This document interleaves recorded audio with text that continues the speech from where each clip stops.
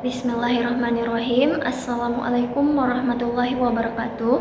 Perkenalkan, saya Sri Andriani dengan NIM 230407501063 dari kelas M235, jurusan Pendidikan Guru Sekolah Dasar Universitas Negeri Makassar. Nah, pada kesempatan kali ini saya akan menjawab pertanyaan-pertanyaan pada unit 2, yaitu menganalisis teori-teori manajemen kelas.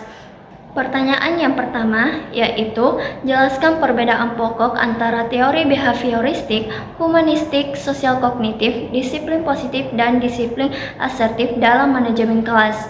Jawabannya yaitu teori behavioristik. Teori ini berfokus pada pengaruh lingkungan terhadap perilaku siswa. Guru menggunakan penguatan positif atau reward dan penguatan negatif atau punishment untuk membentuk perilaku siswa yang diinginkan. Kemudian, teori humanistik.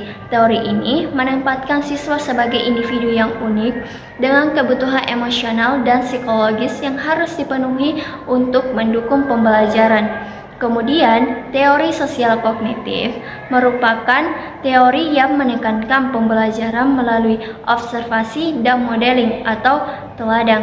Siswa belajar dari perilaku yang mereka lihat, baik dari guru maupun teman sebayanya. Kemudian, teori disiplin positif. Teori ini mendorong pengembangan tanggung jawab siswa melalui komunikasi yang positif dan pendekatan yang membangun. Kemudian, teori disiplin asertif.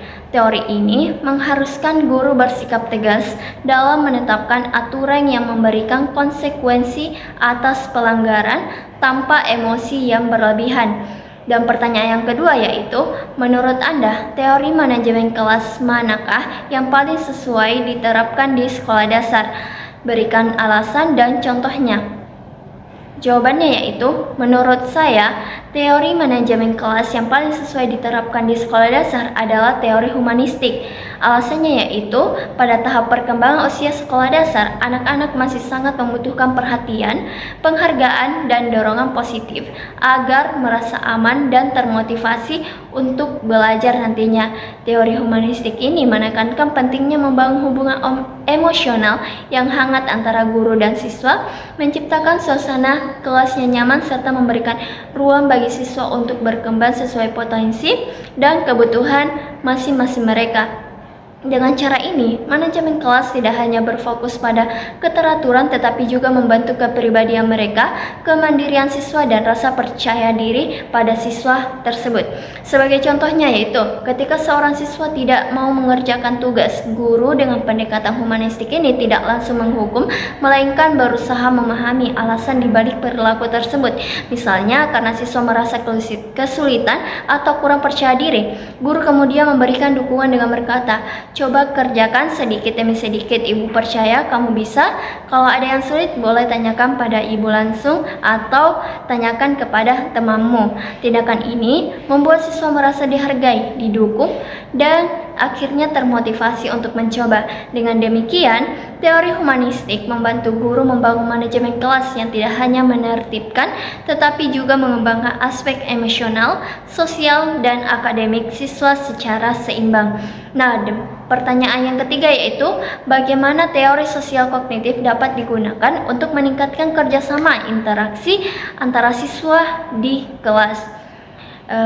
Teori sosial kognitif ini dapat digunakan untuk meningkatkan kerjasama dan interaksi antar siswa dengan menekankan pembelajaran melalui observasi dan teladang atau modeling.